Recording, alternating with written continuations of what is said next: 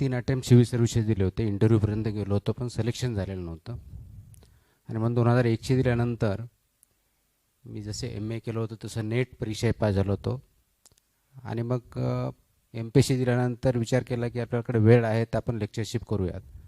मग ॲडव्हर्टाईज झाल्यानंतर राज्यशास्त्र या विषयात लेक्चरशिपसाठी अप्लाय केलं, इंटरव्ह्यू दिला आणि सिलेक्शन झालं. म्हणून तिथे एक राज्यशास्त्र या विषयात मी अधिव्याख्याता म्हणून काम करण्यास सुरुवात केली आणि 1 महिनाभर तिथं काम केलं.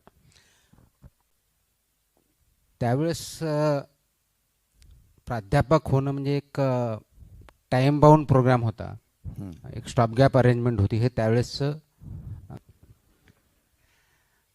अशा माणसाच्या खूप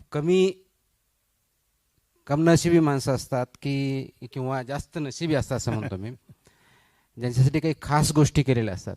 तशा माझ्या नशिबात बऱ्याच गोष्टी चांगल्या खास केलेल्या माझ्या वाट्यात आलेल्या आहेत. त्यापैकी ती एक गोष्ट पुस्तक वाचले. नोकरीत आल्यानंतर, पर्टिक्युलरली IAS मध्ये आल्यानंतर leadership, advance management, social issues याच्यावरती जास्त पुस्तकं वाचतो. जसं माझा संसार सुरू झाला आता तर नाही सांगता येणार, परंतु माझ्यावरती खूप मोठा परिणाम करणारं एक पुस्तक जर सांगायचं म्हटलं तर माय एक्सपेरिमेंट्स विथ ट्रूथ.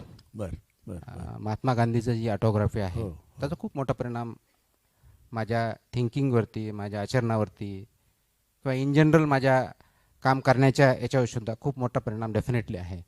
त्याच्यामुळे एक लेखक म्हणून सांगता येणार नाही, लीडर